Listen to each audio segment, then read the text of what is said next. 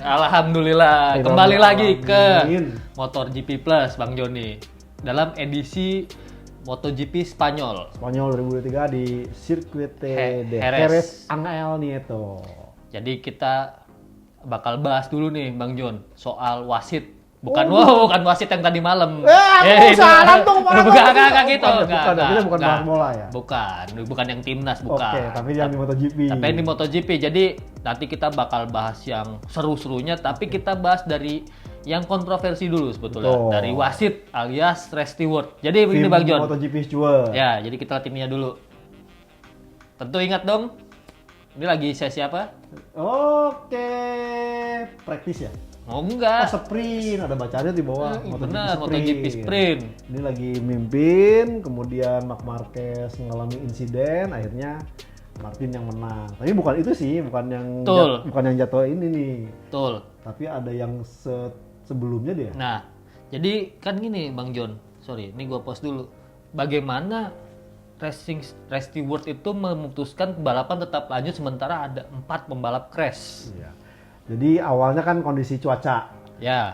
Paginya hujan, terus balapan sempat di uji coba di istilahnya tuh kualifikasi sama free practice tuh basah ya. Iya, basah. Jadi menggunakan ban basah, kemudian pas sprintnya akhirnya mengering, diputuskan untuk memakai ban dry, ban dry. Cuman kemudian di beberapa saat tuh banyak insiden yang notabene itu ada istilahnya tuh bukan genangan, kalau genangan banyak. Genangan tuh kelihatan. Genangan tuh kayak misalnya rumah lu ke Bogor ke Jakarta tuh banyak genangan ya kan. Jadi ini kering di beberapa bagian tapi ada patches. Wet patches gitu, artinya kayak titik-titik itu muncul air.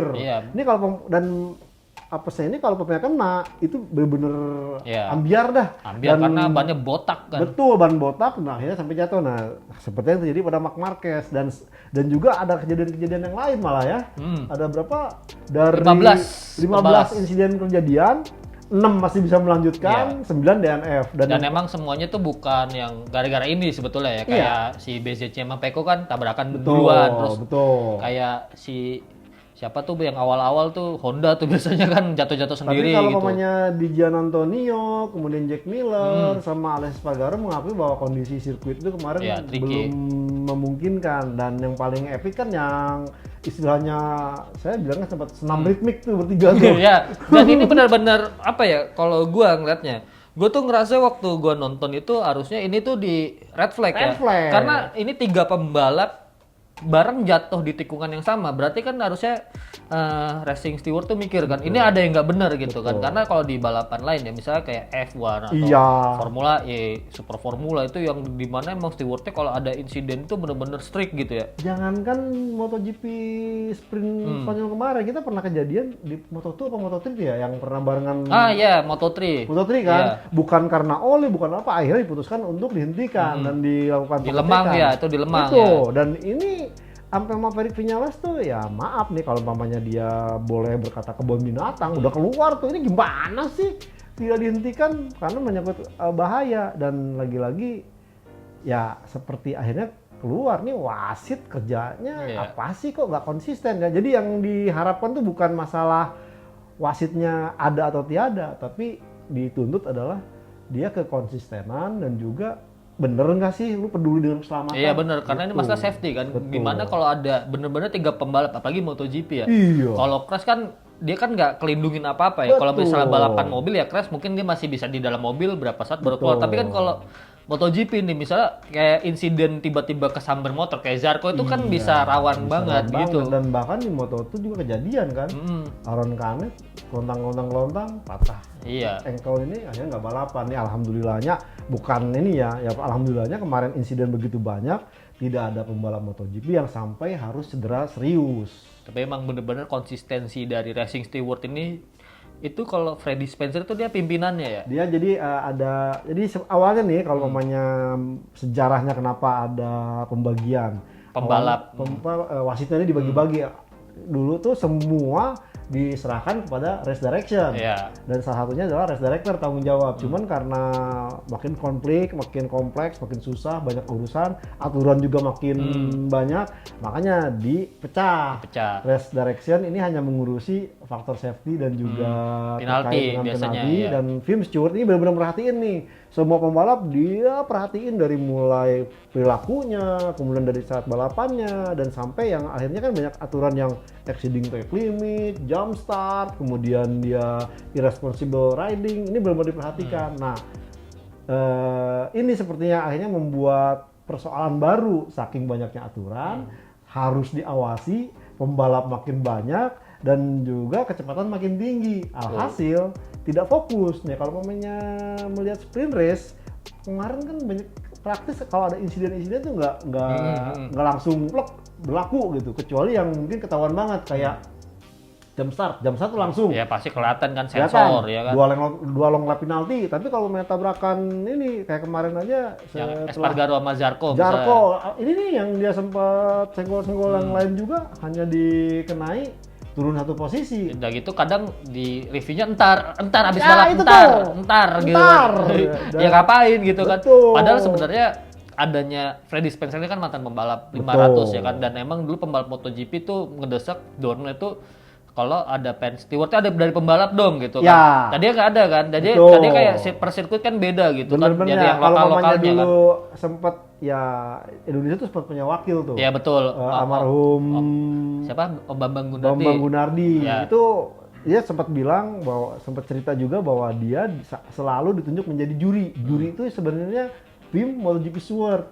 Cuman dia bilang emang tidak ada dari sisi pembalap karena waktu itu ya mereka ini punya latar belakang pembalap ya. Pak Bambang Gunardi almarhum bagaimana dia emang pembalap Indonesia juga, dan bahkan saat itu tegas.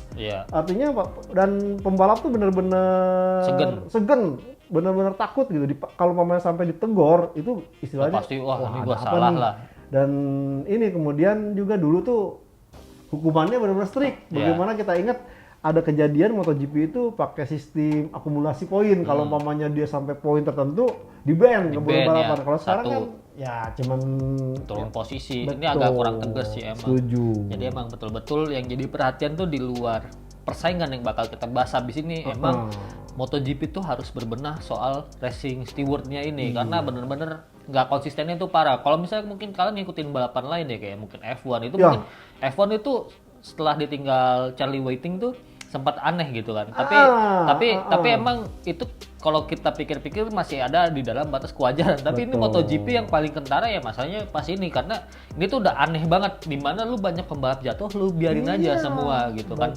Padahal masalahnya tuh ada di track gitu kan. Jadi tracknya itu dikira menyerap air gitu kan. Ternyata waktu kering tuh dia malah ngangkat lagi gitu kan. Emang udah karakternya Harris begitu gitu. Sampai banyak pembalap bilang, wah itu sih emang tikungan 5 ya. 6, 7, 8, dan 13 itu pasti ada bagian-bagian yang kayak keluar air sendiri. Di bagian-bagian nggak semuanya, kalau semuanya ntar mau jadi genangan kan. Itu mah jalanan Bogor sini lagi. Biarpun udah di blower, warwer gitu tetap nggak kering ya. Masa di sedot. Iya. Oke, jadi emang kalau catatan kita tuh MotoGP agak nggak bisa jelek lah kedepannya kalau racing stewardnya nggak konsisten gitu. Oke, kita lanjut nih Bang John. Ini kan versi jatuhnya nih. Kita nextnya versi apanya nih? Versi ngebutnya nih. Ini bintangnya nih ya. Bintangnya. Ini yang di main race kan? Ya di main race. Ya ini kan dia naik podium akhirnya dan dia ngebangga-banggain nih. Gesekan. Motor pabrikan. Digesek ya kan. Jadi banyak jangan melihat sebenarnya kemarin itu saya itu jagain dia di sprint dan di main race. Kan di sprint emang nyaris, lagi-lagi nyaris loh. Tapi problemnya adalah ternyata faktor jatuh di sprint race ini sedikit membuat agak goyah dikit konfidensi rasa kepercayaan dirinya Marc Marquez. Makanya pada saat dia start di depan tuh nggak coba untuk langsung ngabur. Biasanya kan gaya karakter Marc Marquez pole position kabur. Ini kemarin kok melempem nih. malah bisa Tahan diikutin. BZC. Iya, BZC karena lama BZC loh itu cukup lama, akhirnya dia bisa berhasil. Dan yang paling spektakuler sebenarnya itu manuver Francesco Bagnaia di tikungan 6 tuh. Yang unggul dari luar langsung ngambil Bezzecchi dan Jorge Martin, akhirnya ngintil Marc Marquez. Ini sampai dibilang epic banget nih manuvernya, dan di situ akhirnya kan Marc Marquez melakukan kesalahan kan tikungan 13. Ini dari bagian seperintilan semua di awal-awal dia kurang percaya diri sehingga dia akhirnya harus mengubah mindset. Satu, mindset dia yang agresif itu terpaksa dikecilkan, dan dia ternyata pada saat di belakang rival-rivalnya ganas. Juga Jorge Martin tuh kalau kemarin nggak kejadian mungkin kembali lagi-lagi tuh juara. Iya tuh lagi-lagi lah dia dia ngecok dirinya sendiri gitu kan, jatuh sendiri karena emang faktornya itu emang lebih ke mistake sih kalau Martin itu. Dan satu hal itu Marc Marquez makin agak ciut setelah melihat Martin jatuh. Waduh, makanya dia agak tahan. Oke dah, udah saya jaga dulu ban sampai ntar mungkin balapan tersisa sampai 5 lap terakhir dia baru akan push. Nah, dan satu lagi adalah bahwa strategi yang diungkapkan oleh Marc Marquez ini diumbar. Ketahuan sama Pecco Bagnaia. Ya Pecco Bagnaia yang udah di depan mikir, udah deh gue gas terus, dia hitung 5 lap terakhir lah. Dia akan menyerang. Dan itulah fastest lap yang sebenarnya orang tuh mikir nggak bakal bisa ya kan. Betul, ban udah habis, tapi malah fastest lap gitu kan. Tapi memang di sini emang kayak orang mah mikir ini mah Marquez mulai kalah motor ya kan. Enggak. Gimana tuh Bang John? Apakah benar kalau Marc Marquez pakai motor yang setahun lebih tua tuh bakal kalah sama spek pabrikan? Jadi jangan salah loh, kalau kita melihat motor Desmos Edici 2023 ini kan motor yang dibawa menang 2 sprint dan main race di tahun lalu. Dan juga bikin fastest lap. Artinya apa?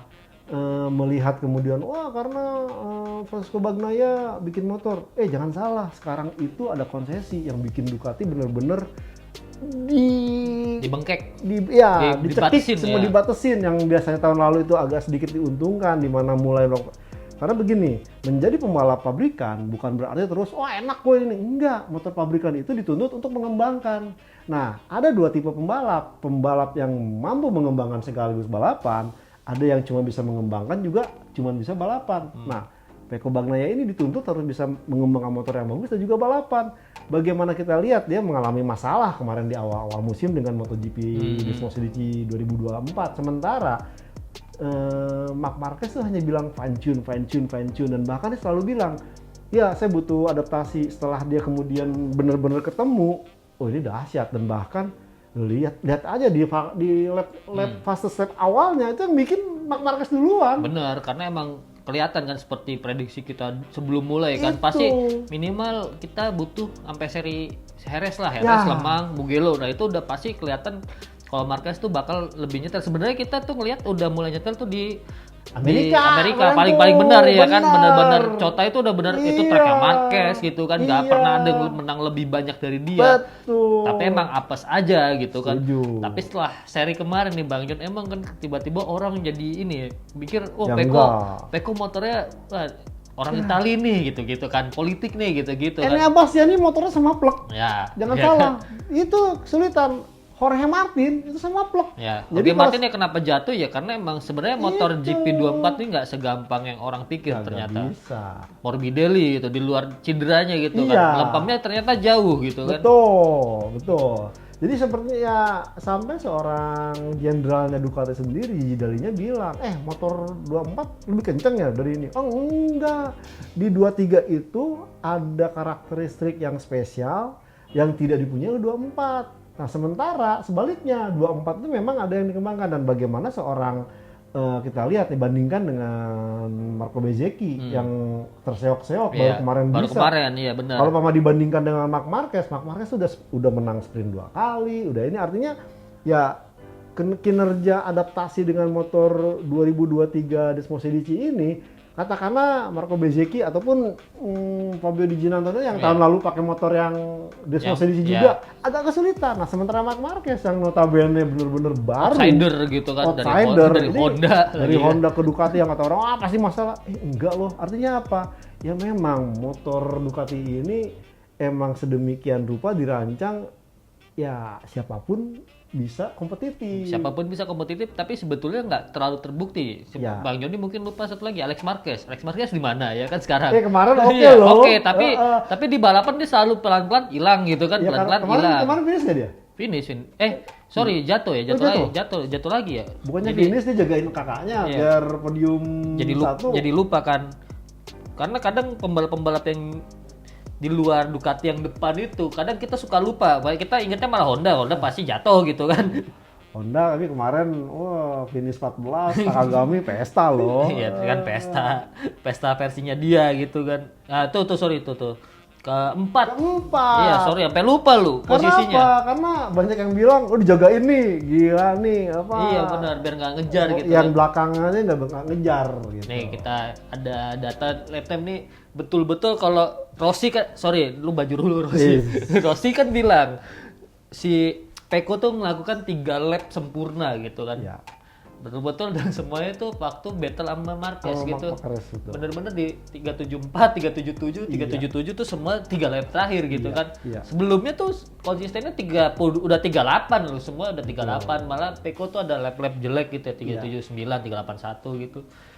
Jadi Sementara kemarin- Marquez tuh kalau kita lihat juga sama ya Bang. Yang bener-bener dua motor ini tuh bener-bener bisa kencang banget di lap-lap terakhirnya gitu kan. Jadi kalau kemarin itu sebenarnya ada kelebihan untuk Marquez yang emang udah sangat diantisipasi, yaitu gaya dia di tikungan 7 dan 8 yang 2 kali fastest ke kiri. Ya. Ini memang dia tuh paling kenceng banget sampai akhirnya ya sempet bisa hampir mengambil posisinya Francesco Bagnaia. Cuman Bagnaia akhirnya sadar, dia cuma bagus di situ doang karena pada saat keluar 9 Angel Nieto dan masuk Felipe Q10 itu harus ngambil agak sedikit luar. Makanya Pecco selalu dari 9 ke 10 itu dia coba ambil jarak tuh lebih dalam. Lebih dalam dan Jadi pada saat keluar dia bisa agak buang Marquez, jadi bisa pada saat di tikungan 10 bisa bareng-bareng kan masuk 11-12 lebih cepat. dan itu emang terbukti dari omongannya Marquez. Kalau di sektor keempat emang Pecco tuh jauh lebih kencang. Di sini emang kelihatan ya, nanti bisa dilihat. Jadi di sektor 4-nya si Pecco tuh fastest-nya tuh 29,6. Sebenarnya Marquez 29,7. 0,1 mungkin ya gitu kan. Tapi di MotoGP itu adalah gap yang jauh gitu kan. Jadi balik lagi ke soal motornya dibedain, ya itu tadi bagaimana pembalapnya. Mau dikasih bagus tapi karakter pembalapnya tidak bisa langsung tune in, ini akan jadi masalah juga. Betul. Dan kalau kita melihat ya mungkin Pecco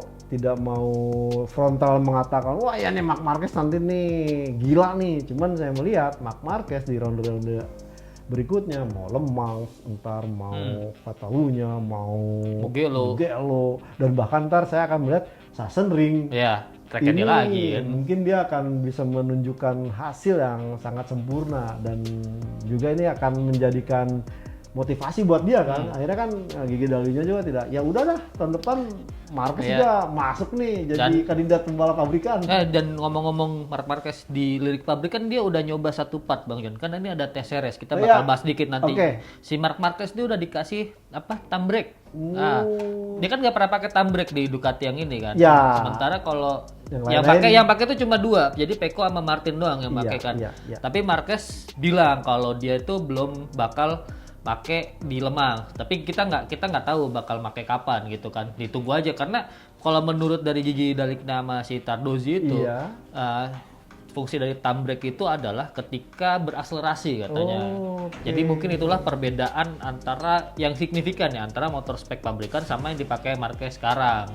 Jadi ngomong-ngomong thumb brake ini ya sesuai dengan namanya rem jempol. Cuma rem jempol ini apa fungsinya sebenarnya? Memindahkan kendalian rem belakang dari kaki kanan. Karena kalau nikung ke kanan itu kan udah agak susah untuk mengaktifkan, makanya digunakan di jempol. Posisinya di stang kiri.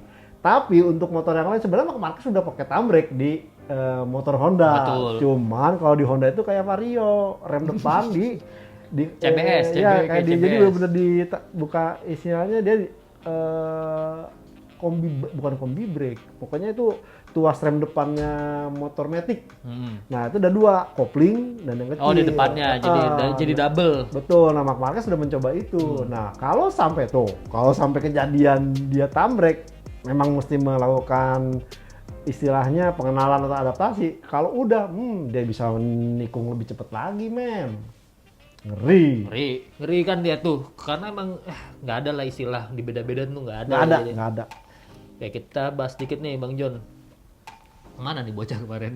Jadi ini saya melihat lagi-lagi ya jam terbang ya, karena pada saat kondisi kemarin itu yang cuacanya tidak terduga, ini pengalaman baru buat seorang Pedro Acosta, harus menghadapi sesi latihan Jumat kering, kemudian hari Sabtunya basah, campur aduk, terus balapan juga dia yang mengalami senggolan-senggolan yang dia rasa ini jadi pengalaman baru. Seandainya kemarin pure murni dari Jumat sampai hari Minggu itu kering total dan nggak ada istilah Jereznya bermasalah dengan noda-noda wet patches, saya yakin dia akan bisa minta kemenang. Bayangkan loh, kemarin waktu Q2 itu Marc Marquez lewat.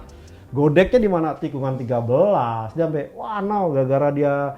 Jadi kemarin tuh pembalap tuh sebenarnya nih Acosta itu jujur mengatakan belak-belakan bahwa problem dia kemarin itu adalah wet patches di beberapa bagian yang membuat dia bilang agak sulit melihatnya karena karakter sirkuitnya kan ciluk-bak turun naik. Dan dia tuh waktu 13 kemarin itu dia pikir udah di posisi yang sesuai tidak dilewati wet patches, ternyata enggak, akhirnya masih kebuang. gitu, masih kebuang. Dia harus start di 10 di sirkuit Jerez yang lebarnya tidak sempit, sempit sempit. dan untuk melakukan overtake.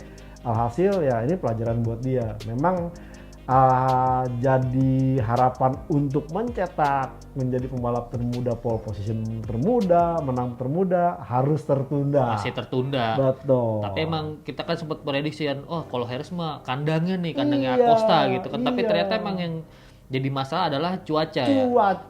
Cuaca itu benar-benar sulit diprediksi dan bikin ya Acosta akhirnya mana nih bocah ya kan, apalagi emang kelihatan kok emang KTM dan juga Aprilia gitu ya, konsistensinya itu masih bermasalah banget gitu kan, dimana satu seri bisa kencang banget, terus di seri yang lain hilang gitu aja kan. Kemarin nih kalau umpamanya ya tadi saya bilang kering total itu Brad Binder ngacir, tapi kan ini jatuh gara-gara jatuh 2 kali ya kan. Ya kan gara-gara bilang aduh.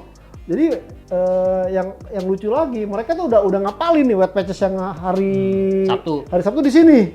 Minggunya pindah. Minggunya geser. Gesernya, waduh. Tadinya di inside, ternyata di outside. Itulah yang membuat pembalap jadi, waduh ini ngaco nih. Dan bahkan yang agak unik, jika MotoGP itu dihadapkan dengan kondisi tebak-tebak buah manggis di mana posisi wet patches-nya, ini yang Moto3 sama Moto2 tuh udah dikasih informasi sama IRTA, banyak wet patches, lu balapannya hati-hati gitu. Dan kesempatan itu buat seorang Pedro Acosta masih banyak karena dia masih 19 tahun sampai nanti 25 Mei 2024. 2025 itu ntar rondenya sebelum itu tepatnya di ronde biasanya udah tengah-tengah tuh Inggris ya, itu di ronde Inggris. Kalau namanya dia sampai ronde Inggris baru menang itu tidak memecahkan rekornya belum Marc Marquez. Tapi kalau dia bisa pole position atau menang sampai terakhir di MotoGP Sachsenring itu sebelum dia genap itu tuh berarti 20 tahun. Satu bulan berapa hari gitu. Cuma sekian hari lah. Ya, kan kalau Marc Marquez 20 tahun 2 bulan 2 tahun 2 minggu. 2 hari. 2 hari ya, sebenarnya 2 hari. Jadi masih punya unggul sebulan lah. Iya. Pedro Acosta itu kalau dia mau memecahkan. Tapi Barcelona kapan ya? Barcelona setelah Mugello. Setelah Mugello ya, itu kemungkinan bisa, ya. Karena kalau kita lihat Acosta Spanyol pasti dia apal mati gitu kan. Oke, Bang Jun, ini kan setelah balapan nih ya, yang lebih menarik adalah sesi tes. Ini ada contohnya nih. Ini Yamaha dulu nih. Ini baru Alex Rins loh. Dan emang kalau dicari di foto-foto Bang John, tadi itu Honda ya. Yang ngetes tuh cuma bener-bener Alex Rins. Quartararo nggak dikasih yang ngetes. Emang ya mungkin seperti Bang John sempat bilang ya kan, Quartararo udah lu balapan aja. Lu nggak bisa lu ngetes ngembangin, nggak bisa gitu kan. Soalnya lu lihat Bang John, kalau ini kan si Yamaha ini ngembangin bareng Dallara kan. Dallara itu pembuat sasis open wheel. Formula 2, Formula 3, Super Formula, IndyCar dia yang bikin semua. Jadi bener-bener sekarang tuh konsepnya tuh udah kayak mendekati ke Aprilia. Lihat aero fairing depannya ya. Ini aero fairing depannya ini kayaknya paling ekstrim yang lakukannya. Pernah dipakai oleh Yamaha. Iya, pernah dan dilakukan oleh Yamaha gitu kan. Yamaha ini setelah membajak Max Bartolini juga kan mungkin orang lu aero fairing lu nggak bener lah, lu benerin gitu kan. Betul, betul. Tapi ini bener-bener ini kayak kita nggak pernah lihat Yamaha se ekstrim ini gitu kan. Bahkan kalau kita lihat di dak-dak di bagian sininya dia kayak berusaha lagi-lagi kayak Aprilia. Dia kayak lebih condong ke Aprilia ya. Ya, dia lebih condong ke Aprilia meningkatkan sektor aerodinamika. Karena apa? Banyak yang bilang kan sama yang komplain-komplainnya, iya nih motornya bego, susah belok. Itu sampai akhirnya ada netizen iseng, apa jangan-jangan udah pakai mesin V4? Waduh, enggak. Dia tetap pakai mesin inline karena kan wujud dari Qatar kemarin sampai sekarang dia mulai fix menggunakan yang knalpot panjang. Ini yang sebenarnya agak sedikit problem dengan menggunakan panjang, berarti dia mengejar emang powernya. Sementara kalau yang pendek ini coba untuk di putaran torsi, bawah. ya. Dan itu yang dilakukan oleh si KTM sehingga dia mampu tampil di high speed cornering lebih sempurna. Nah, kan kocak. Kenapa kocak? Yamaha dari awal MotoGP modern berkembang, dia tuh udah identik dengan sasis yang lincah, agile dan juga Knalpot pendek dia knalpot pendek. Knalpotnya pasti pendek. Ini setelah Valentino Rossi cabut, mulai kehilangan tajinya, tidak ada pengembang motor MotoGP Yamaha yang bagus, akhirnya melakukan bermacam radikalisasi sampai jarang-jarang tuh nyomot seorang Marmorini untuk ngembangin mesin. Dulu kan pede banget. Iya. Orang gua mah lebih bagus lah mesin gitu. Marmorini bikin mesin kenceng malah jadi sasisnya nggak ngikut. Gitu. Sasis dan aerodinamika dan bahkan ada di beberapa tayangan jurnalis Eropa ada pertanyaan tuh sampai si sasisnya itu kayak ngelipet gitu si Yamaha. Itu karena memang dibilang mungkin ada salah produksi dalam pengelasan sasis dan juga memang ini bukti kalau tenaga motor Yamaha yang baru ini benar-benar meningkat. Tapi harus diimbangi lah dengan cornering speed gitu kan, karena emang problem Yamaha itu kalau dulu dia lincah banget gitu di tikungan Heres ya terutama kan. Heres kan mestinya makanan dia. dia. Ya, makanan dia sempat di sprint sempat dimakan lah tapi itu kan P3. Tapi hoki dan hoki dan nggak dapat hoki, akhirnya nggak dapat hoki kan karena itu kan pressure-nya kurang. Wasitnya wasit lagi-lagi wasit gitu kan. Ditunggu dulu, diperiksa dulu semua. Kenapa nggak katanya kan real time misalnya ketahuan wah ini coret atau tambahin langsung ke timing system, tambahin 8 detik kelar. Betul, tapi kalau dilihat dari lap time sih sebenarnya nggak jauh beda, belum gitu kan. Tapi ada yang lebih parah, tenang. Yang saudaranya nih Bang John. Ini masih mending ini. Ada yang 2 tingkatnya kayak jemuran banget tuh, sayap belakangnya. Ya tapi kalau feedbacknya dari semua pembalap nggak ada yang positif loh. Ini benar-benar hancur parah berarti emang kan. Karena berbeda dengan Yamaha cenderung compact ya, karena cuma 2 orang pembalap. Kemudian mereka menghadirkan istilahnya sosok yang memang bisa jadi penengah antara bagaimana mengembangkan tenaga dengan aerodinamika. Nah, sementara di Honda, saya pikir Honda ini akan istilahnya mengambil konsultasi ke Red Bull Advanced Technology seperti yang dilakukan oleh KTM. Ternyata enggak, mereka cenderung percaya ke in-house-nya Honda HRC, lagi-lagi HRC yang dirombak orang-orang yang diambil F1 sama IndyCar itu. Jadi di Honda dan IndyCar dikembangkan dan ternyata setiap ronde MotoGP mereka mengaplikasikan barang baru. Lu mau eksperimen apa mau balapan gitu loh. Lihat, kalau Yamaha tuh kalau misalnya dicari datanya, kalau yang pakai motor tes yang baru itu cuma Alex Rins. Honda dikasih ke semua. Dan melempem semua gitu loh. Dan ini sasis ini dipakai Bradle kan. Cirinya dari apa? Coba cirinya apa? Cuma ada bacaan Honda doang. Karena kalau pemainnya Repsol itu ada tambahannya. Iya, ini kan dia udah gitu LCR. Ini kan ini Nakagami fotonya kan. Jadi cuma ada tulisan biar bisa dipakai kemana-mana. Tujuannya itu. Jadi kalau mamanya kemarin melihat Stefan Bradl pakai motor terus livernya kayak begini, ini memang biar dicobain ke semua orang. Ya bagus sih, cuman mau sampai kapan gitu loh. Iya, banyakan kepala tuh nggak bikin cepet sih sebenarnya kan. Mestinya tunjuk di Repsol, siapa misalkan Marini udah Joan Mir biar yang ngebut buat yang umpamanya akselerasi, ya bener balapan. Nah ini siapa? Nakagami, Zarco yang ngurusin deh. Iya, ini Nakagami. Ini Zarco, dua-duanya pakai gitu kan.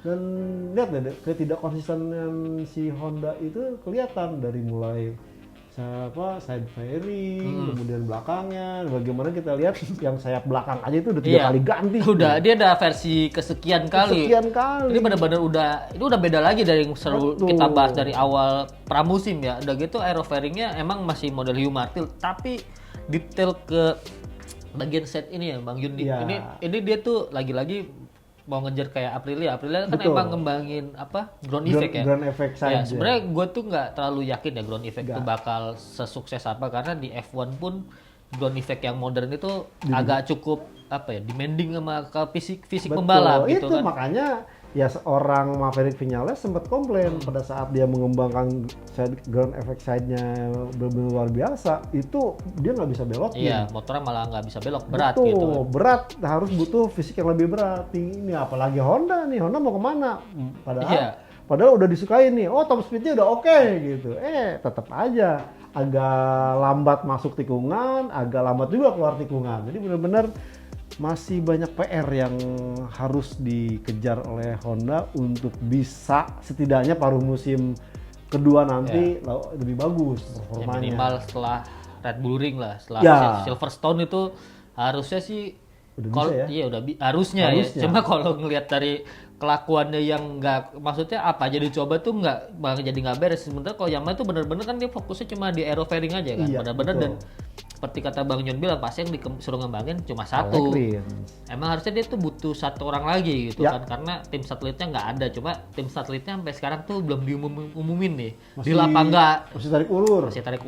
Mungkin masalahnya duit atau ya yang lain tuh motor lu nggak kompetitif gitu kan. Gua nggak bisa di depan nih kayak gini. Nah, Bang Jon, ini kan yang tadi kita udah bahas. Sebenarnya fokusnya di Yamaha sama Honda aja ya. Dan emang kelihatan nih kalau Yamaha tuh sebetulnya dengan Alex Rins yang pakai motor prototype itu dia udah mulai sedikit membaik ya sebetulnya. Dengan Fabio Quartararo lebih cepat Rins ya? Iya, lebih cepat Rins karena emang kayak Quartararo tuh kalau dikasih motor baru tuh dia kayak alergi dulu gitu loh. Lama gitu karena adaptasinya gitu kan. Dan emang gap-nya tuh jauh loh dari Rins ke Quartararo tuh 0,4. Kalau dia benar-benar bisa nge-save potong 0,4 kan itu udah lumayan, karena selama ini kita lihat ya dari Qatar, Portimao, Cota lebih parah gitu kan. Lambatnya dari motor Eropa tuh bisa 1 sampai 1,5 gitu kan. Itu jauh banget. Sementara Honda nih ya, dengan semua orang nyoba, siapa paling bagus? Lagi-lagi Nakagami gitu kan. Ya, pasti Nakagami sih karena paling senior gitu kan. Paling tahu karakternya. Dan Heres pun jadi track favorit dia sebenarnya.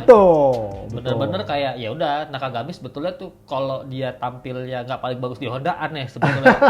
Tapi ya paling nggak diduga adalah Marini tuh terbawah di atasnya Sapadori gitu kan. Sapadori bukan pembalap reguler. Bener-bener test rider murni. Bener-bener test rider murni dan orangnya tuh jarang balapan gitu. Dan akhirnya nih kemarin nih jadi presiden juga nih, lah ngapain kontrak 2 tahun?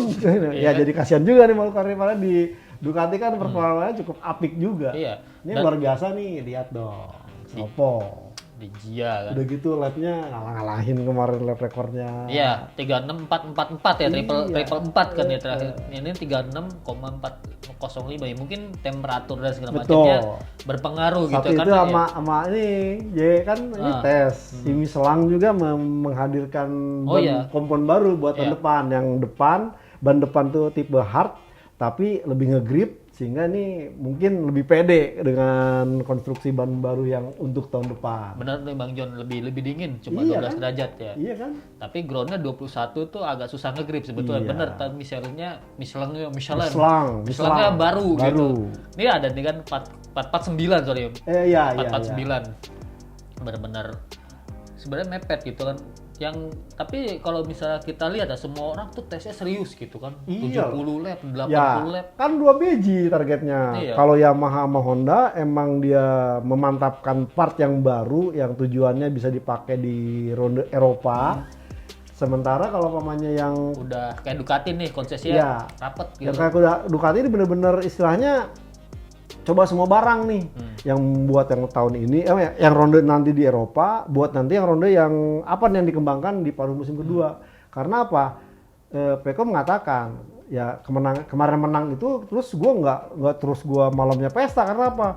Gue besok kerjaan banyak, karena mesti nyoba ini nyoba itu, nggak ngejar setting buat ini, enggak. dia memang belum bisa, dia agak sedikit mengeluh dengan kondisi konsesi ini. Kalau kemarin dia agak sedikit bisa leluasa karena tugas untuk pemantapan tuh ke Michael Piro. Sekarang Michael Piro tuh udah ya mau tes juga susah dan Iya, nggak dapat dia wildcard ya? Dia nggak ada, wildcardnya nggak ada, Nggak ada. ini nggak ada. Jadi benar-benar di sesi tes resmi pun agak dikurangi. Makanya kalau boleh dibilang ya tidak gampang juga menjadi Ducati. Kemarin juara dunia, sekarang kan juara dunia agak sedikit kesulitan. Nah, Pecco ini benar-benar yang akan mengembangkan semua aspek dan nanti nih kalau umpamanya yang ada hasil yang mana yang bagus, ini perlu dibagi nih. Dibaginya nantinya memang ke tim Pramac dulu, ke Jorge Martin dan Morbidelli. Jadi ya akan kita lihat apakah yang di feedback oleh Pecco Bagnaia nanti dan juga Pramac bisa membuat Ducati makin perkasa di ronde-ronde berikutnya. Apa malah iya, kegocek ya kan sama tim satelit betul. gitu kan. Karena malah yang pakai GP23 udah mulai kenceng lagi gitu kan. Itu di Gian Antonio. Gian Antonio, Marquez gitu kan. Mark Alex tuh. gitu kan. Mark Marquez kemarin ya karena mungkin cobain tambrek jadi mulai ini lagi. Tapi emang dia lagi-lagi gua tegesin dia belum pakai tambrek di Betul, Lemang, nggak tahu betul. di Mugello gitu kan. Siap. Oke nih Bang John kayaknya udah cukup, Oke. udah cukup panjang pasti durasinya ya kan. Panjang. Tapi kita lengkapin nih karena mungkin banyak yang nggak tahu ada tes gitu kan di RS. Iya, tes RS. Dan yang paling mencolok ya Honda sama Yamaha. Hasilnya pun mencolok juga, masih di bawah-bawah aja gitu kan. Benar-benar masih di bawah gitu. Ya oke lah Rins gitu ya. Kita berharap misal fans-fans Yamaha oke lah bisa bertarung top 10 lagi. Tapi ya kenyataannya mungkin belum sampai mungkin Red Bull Ring gitu. Iya. Oke, Siap. teman-teman. Sekian video dari kita. Sampai ketemu di video selanjutnya. Jangan lupa untuk tonton terus MotoGP Plus dan baca artikelnya di motorplusonline.com. Motorplusonline.com. Sampai ketemu. Thank you. Bangga bermotor. Bangga bermotor.